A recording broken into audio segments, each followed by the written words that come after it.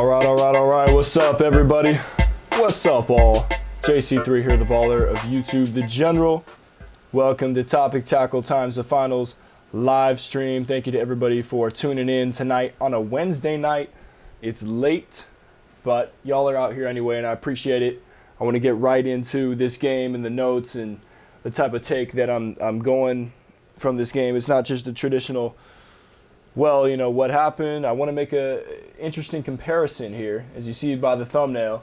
And I'm going to go ahead and get myself up on this screen. But first, I want to show you this because this is what we're starting with. It's too tall of a task for one man as the Toronto Raptors take Game 3 in a 2-1 series lead, 123-109. And this is what we're looking at right here. Bleacher Report with a pretty clever caption. Now you know what it feels like. Because really, we did see that. Steph Curry had 47 points tonight. The rest of the Warriors had 62. The rest of the team had 62. This is the third straight game that the Warriors score 109 points, which is pretty crazy. It's kind of a crazy stat. What's going on, everybody? I'm live here.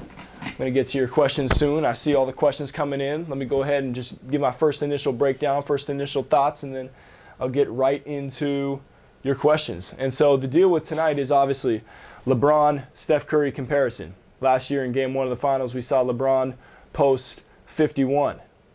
All right? And at least I remember that's what I saw on the graphic. I believe it was 51.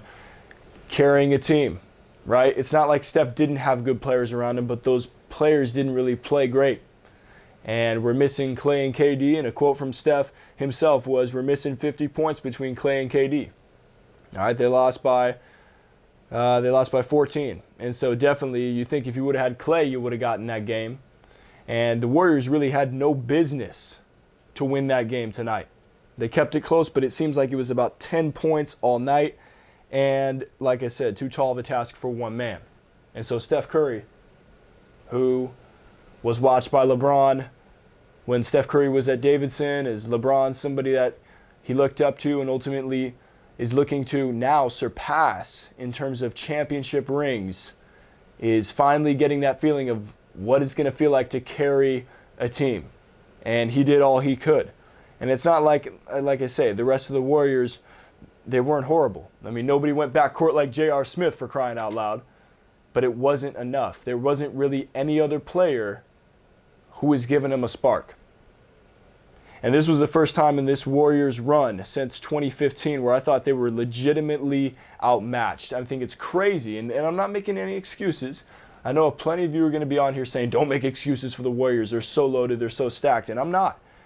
But never have I thought, even in 2016 West Finals where they were down 3-1 against Oklahoma City, I thought maybe that matchup, because Oklahoma City was so long that year, that you know, it was a very tough matchup, but I never thought they were outmatched. I always knew they could do it.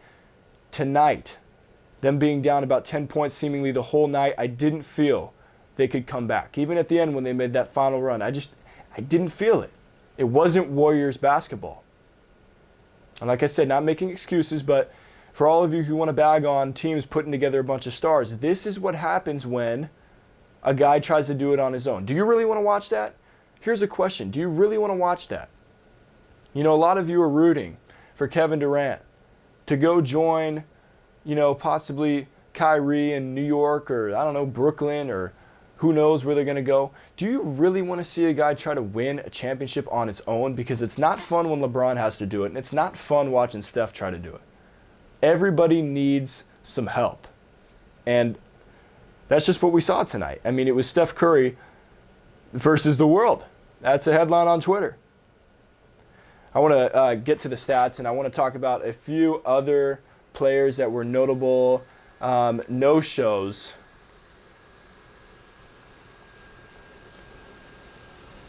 And let me go ahead and just pull this up right here. DeMarcus Cousins being one of them. He did not look like he had the bounce tonight. It looked pretty tough, honestly. And let me go ahead and just pull this up and we'll find it right here.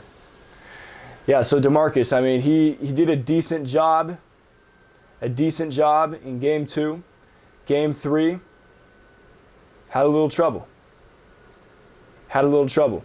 Tonight, DeMarcus, he posted 4 points on 1 for 7 shooting, and he had, only 3 rebounds. He had 19 minutes of play. The next highest scorer for the Warriors was Draymond Green with 17. When we look at Toronto, we look at a much more balanced attack. Kawhi Leonard with the quietest 30 points that you'll ever see. All right? The guy shot 9 for 17, 2 for 6 on 3, 10 for 11 from the free throw line, hence why some of his points are quiet. Now, here's the point that I want to get into for Toronto. Last live stream, one of you asked me, which I'm probably going to get the same question tonight. It's a good question. Who is going to be the X factor? Who do I need to see step up for the rest of the series? And I said Kyle Lowry. And that was obviously a good choice.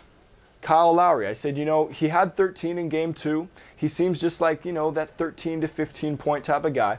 And tonight, Kyle Lowry with a big game. 50% shooting from the floor. 23 points, 5 threes. Toronto might win every single game if Kyle Lowry does that. He was the X factor, and his 23 points propelled them to this win. He was hitting big threes. He was hitting tough, contested threes, and it seemed like whenever the Warriors would go on a run, Kyle Lowry would hit a 3. And that's the type of guy who you need to step up, and so good for him. Danny Green again. Danny Green, your best 3-point shooter by field goal percentage in finals history. 52% on a minimum 50 attempts tonight. That Danny Green had 6 threes and 18 points. Every single point was on a 3. And Danny Green, when he does that little lean-in 3, it's not just like a spot up. He hits those. All right, we remember back from 2014 Spurs, he was hitting those. He was hitting those again tonight. But it's when you give it to him and he pump fakes and he leans in, he hits the shot every time. Unbelievable shots. 18 from him tonight. 23 from Lowry. 18 for Siakam. 17 for Gasol. 30 for Leonard. And 11 off the bench from Van Vliet. I mean, you're going to win every time. You're going to win every time. You got 6 players in double figures. 6. The Warriors had 2. 2 players in the Warriors starting lineup scored 4 points. Excuse me, the Warriors had 3. Iguodala had 11. 3 players in double figures for the Warriors. 6 for your Toronto Raptors. That's the recipe for success and for disaster, respectively. So my main point I want to get into before I start addressing some questions, thank you for sticking around. The Warriors really should be down 0-3, all right? They got out of their game 2 with a win. Clay was banged up at the end. Both teams were not hitting any shots at the end. They really should be down 0-3. I mean, this is so crazy to think. The Raptors, man. They're 6-1 in their last 7 games. They're on a hot streak. The Warriors should be down 0-3. We're fortunate. They are fortunate to have won game 2. They absolutely need Clay back, and KD would be a great addition as well. And like I say, we don't know what KD's going to look like when he comes back, but he'd be great to have back. And it's a must-win game in game 4. Draymond laid it out. We win game 4, and then we go take game 5. We come back game 6, have a celebration. I don't really know if I like that quote out of Draymond. And I'm not one to criticize what a player wants to think. A player can think confidently if they want, but I'm not really liking that quote. I mean, maybe in his head that's saying 1 game at a time, but you're thinking too big picture, like, oh, we already have it wrapped up. Raptors are really nothing. Like, the Warriors, man, they better step on the throats and make a statement next game, because I feel like they've been taking the Raptors a lot, just not as serious maybe. And I know they've had injuries, but it just seems like, there's no LeBron, so the level of intensity isn't there as much. I don't know. At least not Steph. Steph is doing all he can. Simple fact of the matter is, that's my take. Warriors should be down 0-3. They're lucky to have escaped game 2. And tonight was just not enough. That is what happens when you try to carry a team by yourself. Do you really want that? Ask yourself that question. Do you really want that? LeBron's in LA. We want him to have more help, right? So I think we got to stop. I know for a fact we got to stop this type of argument that says, oh, if you can't win on your own, you're not really a winner. Or all your championships are void. Boy, ain't nobody win on their own. Nobody, ever. Closest thing I saw was Dirk. And he even had a pretty solid supporting cast. No stars, but a solid supporting cast. That's the closest thing I saw. You really want that? That's my big, fat take. Let's get into these viewers who are asking questions. Philip Hatfield, respect, my man. All right, you're out here every time. What did you think of Draymond Green's performance? Now, I don't want to just base all this on box score. Obviously, you want to hear my thoughts beyond that. He had 17 points, 6 for 14, 7 rebounds, 4 assists, 2 steals. To be honest, when I watched the whole game, I never really noticed a Draymond Green impact. I noticed a much further big Serge Ibaka impact. All right. For matter of fact, Serge Ibaka was out there tonight, had 6 blocks. Gosh dang, Quinn Cook was going in, putting up layups, block. Draymond, block. That's the guy who outplayed Draymond Green tonight. Not a bad performance from Draymond, just not a memorable one. Everyone is asleep, Z-Zinc. Well, we got viewers in here, not everyone. Shout out to all you. Philip Hatfield, Steph gave it his all, absolutely. 47 points tonight. And from the jump, we could tell from the jump that Steph was out there trying to kill. All right, he was taking his little pull. He did for the first points of the game a pull-up 2 from the right wing. Pump fake, little fake, dribble in on Lowry, pull-up 2. When does he ever do that? When does Steph take 2s? Unless they're floaters or layups.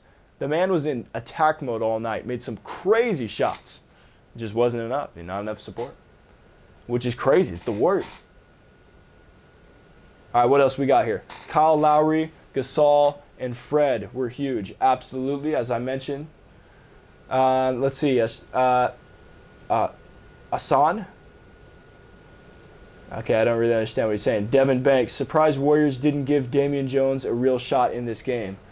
True. I mean, they went to Bogut. They went to, obviously, they had Cousins. There's no Looney. I think he's out indefinitely. And so you think they maybe give Damian Jones a shot. They brought in Jordan Bell. He didn't really contribute. So, good player to mention. We'll see what happens going forward with that.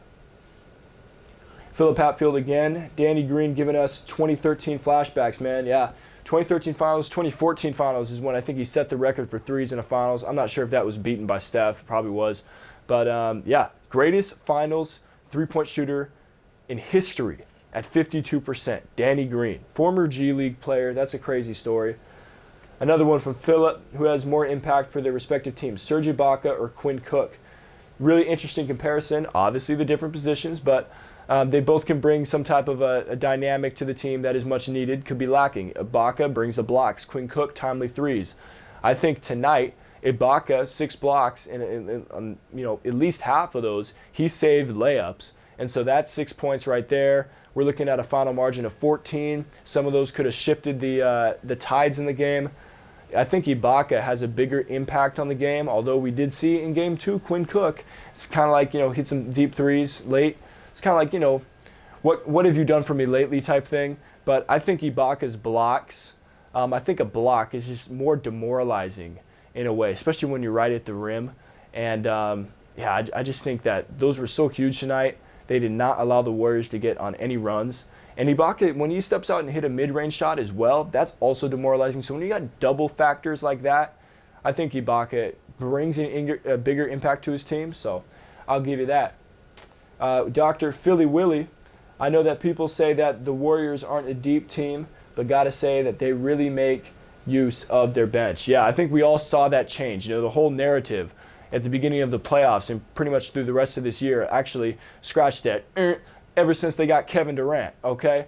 They thinned out their bench. They're not as deep. They gave up all this depth to get Kevin Durant. And then Kevin Durant gets injured and the Warriors win Game 6 at Houston in this conference semifinals. And we go, oh my gosh, they played everybody and they're so deep. Simple fact of the matter is they got players on that team that can step up at the right times. Okay, McKinney, all right, Quinn Cook, another one to step up. Livingston, been there. Okay, Iguodala, most of the time he'll come off the bench. He's been starting due to injuries. Okay, they got Bogut back. So they have guys that can come in and contribute, but just tonight, they're just missing that. They need Clay. Like, they need somebody else besides Steph. And it can't be Draymond because Draymond's not a scoring type of a star. So it's like, it's basically like we saw Michael Jordan, not to make a comparison, but it's like we saw Michael Jordan out there tonight with Dennis Rodman. There's nobody else. Like, not to say those guys can't. It's not to bag on those guys. And I'm not saying that Steph is all alone. I don't want to say that because these guys are NBA talent. And I just talked about how deep they are as a bench. But when you need a guy to go off and get you 20, I just don't know if any of those guys can do that. That's just not what their role is. And they're not ready to step into that role in the NBA Finals. They're not going to go out there. Quinn Cook's probably not going to go out there and give you 20. McKinney's not going to do that. If they give you 10, you're good, And so, yes, they're deep in that way, but they do need their stars, okay? Devin, again, Clay. Clay didn't get hurt. The Raps were about to lose by 15 plus. Clay didn't get hurt. Well, then, Devin, you tell me why they kept him out of Game 3. You got the inside scoop, Devin? You want me to go Stephen A on you? Devin, this is my live stream. What are you typing in on my live stream telling me he didn't get hurt? You see, they kept him out Game 3. I'm just kidding. I mean, you can think he didn't get hurt. I just want to know why he sat out Game 3 if he didn't get hurt. All right. Simple facts. Ryan, John Balin, he's back in. Is Steph Curry a lock Finals MVP after this game despite the loss, even if KD returns? It's all about, man, sometimes it's not even about stats. It's just about narrative, right? If KD comes back in the Warriors, KD comes back Game 5, say the Warriors are down 3-1, and they win the remaining 3 and Durant balls and Steph really doesn't, then Durant will probably win it, right? But that's a whole different narrative. I think that Steph is pretty much a lock for the Finals MVP. I still believe the Warriors are going to win in 6. You can quote me, and if I'm wrong, guess what? Everybody's wrong. But I'm confident. 6 games. But that means, though, they got to win the next 3. So 6 games was my original pick. All right, I'm going to stick with it. Philip Hatfield, you're probably tired of all my questions and comments. Absolutely not. You keep them coming. All right, I appreciate you out here representing. We'll do a couple more. William Mitchell, subdued Steph gave it his best, but missed some shots and opportunities from him and his team. Didn't capitalize. Luckily, Clay, KD are probably going to be back. Clay for sure. But the Durant thing, man, I still feel like we don't know the full story about that. And we're never going to know the full story about all this just reading Twitter and news and whatever, Bleacher Report, team reports. You're never going to know the full story. You don't know what goes on behind the scenes. I think that'd be a really cool job someday to work within the organization or some organization. But the simple fact of the matter is we don't know the full story. And Durant obviously has more than just a minor calf strain or a mid-level calf strain, whatever they called it, or else he'd be back. And so I really don't know. I don't know if he's going to be back for Game 4. I don't know if he's going to be back for Game 5. Like, man, it is a shame. I wanted to see Kevin Durant versus Kawhi Leonard. I'm pretty sure all of us did. All right, here's a couple more. Mark, what's up, man? Mark Robertson, shout out. Yo, boy, hope you have a good summer. The Raptors are now 4-1 on the full season against the Warriors. Good point. Even if Clay and KD come back, do you think they can ice the Raps? Yeah, the Raptors have the upper hand on Golden State this season. And I don't know if it's just favorable matchup or injuries or something. I mean, there's always been, every Raptors win, there's been a star player out for the Warriors. Okay, the first game of the season, you had Steph out. The second game, actually, I take that back because I don't know if the Warriors were fully healthy the second game. All I know is Kawhi was out. Regular season, albeit. And then obviously these finals, no KD. Simple fact is a lot of their wins come against the Warriors shorthanded. So we will see. All right, that is obviously something I don't know, right? Because I don't know if KD is going to come back and shoot 6 for 20 on trying to force it or if he's just going to get in an easy rhythm. I'd lean toward easy rhythm because he can get a lot of easy shots just by shooting over people at the elbows. So we will see. We will see. I think they still can win it. I think the Raptors have done a good job and should be up 3-0. Dr. Philly Willie, if there were any doubts about Curry being able to truly carry and make himself a team contender just by himself, this game proved it. The comparison to LeBron in 2014 is on point. Yeah, I think, completely my narrative, my title, everything would have changed if they did win. Because this was almost, the Warriors that is, because this is almost like a legacy game for Steph Curry. If we think about it, if he wins this game, like practically, I don't like to say it by himself, because obviously he's got Draymond, he's got DeMarcus, but really he looked like he was against the world out there. Like, think about how much this would have helped his legacy, right? We're always thinking about, Steph, he needs KD or he needs this team, but he almost did that by himself. And you know what? Here's the deal. I think this performance is even more impressive than LeBron's Game 1 performance in 2018. This is the reason why. Not because I like Steph Curry more than I like LeBron James. Like has nothing to do with it. Take it out of it. This is objective reporting. LeBron James is 6'8", 6'9", like 250. He can score anytime and anywhere he wants. He wants to go inside, he can get a layup when he wants. He wants to shoot a three, he can take a three when the guy's back off of him. Steph Curry's not like that. Steph Curry's like 6'3", maybe like 200 pounds, somewhere around there, soaking wet, 215, I don't know, something small. Simple fact of the matter is he's small. He can't just score whenever he wants, wherever he wants. He could score whenever he wants, but he cannot score wherever he wants. He can't drive in like LeBron and just beast people and get layups. He's got to make some of the most difficult shots off the dribble from deep, and he has 47. Like, let's think about that. Regardless of if you like the guy or not, and taking nothing away from LeBron's Game 1 performance last year and all the great performances that he's done single-handedly, these are two way different players that have to score in much different ways. And the level of difficulty on Steph's shots and the simple fact that he cannot score wherever he wants, whenever he wants, makes this so impressive.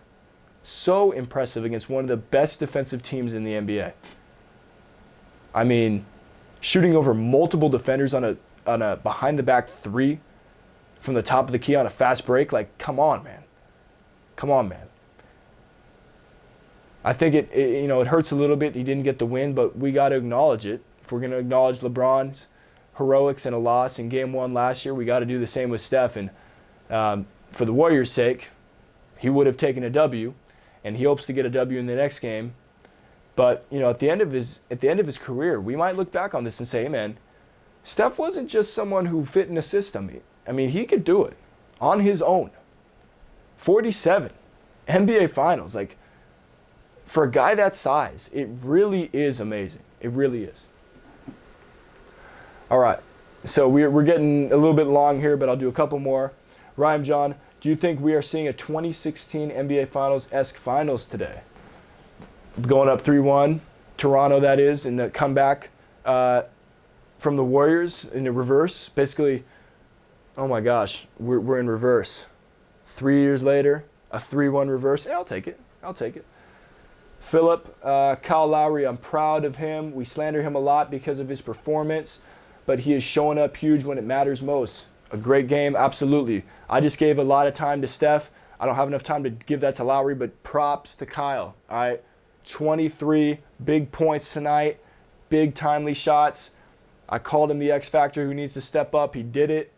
A really good job because, man, we just expect his usual 13 to 15. Right? That was the narrative. I don't really know if he can get you that 20. I don't really know if he's that type of guy. He did it.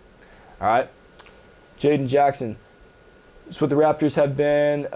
This is what the Raptors should have been last game. They were hitting open shots. Yeah. Hit him this game. Trevon Terry. Steph having visions like LeBron in the 2015 finals. Yes, that's another finals that I think we throw under the rug just because, the Warriors did win it, but LeBron was dominant every single game in that one. Second game, the Rap beat a full Warriors with no Kawhi. Okay, so that was during the regular season. So, yeah, most of the games that the Raptors have won, 3 out of the 4 were against shorthanded Golden State. Here's a joke. Huh. Actually, I'll read. Yeah, this is good. Here's a joke. Why Steph has to pick up heavy things? Because he's the only one that can carry. Good one. Trevon Terry. A couple more. Looking at the plays from Curry, double teams, triple teams, sometimes quadruple teams, and Steph still had an amazing game with amazing stat line, even amazing efficiency. He lost though. True. Philly Willie. So no one will remember this game as a Steph Curry classic. Unfortunately, just kind of like LeBron 2015 finals, it's a loss. I mean, wins and losses, man.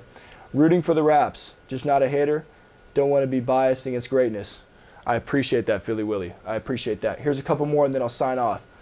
People shouldn't have took him serious when he made over 300 threes in 2014. People should have taken him serious. 2016, he broke the record, Steph that is, a regular season record for threes. And yeah, that's when he started coming up, 2014 when he made over 300 threes. David G, hey, what's up? David G, did you notice that Golden State got 109 in all 3 games? Yep, I mentioned that at the beginning, and that's really interesting. Like, dang, what are the odds? 109, 109, 109. They scored that in 3 consecutive games. Yep, good comment. Last one, Jaden Jackson, when Kawhi met the Warriors, the first time he got injured. I find that interesting how the Warriors are getting injured the second time they met Kawhi besides KD and Iguodala. Yeah, it's almost like a weird type of payback situation. You're talking, I think you're referring to 2017 West Finals, Kawhi with the Spurs, getting out on that Zaza injury.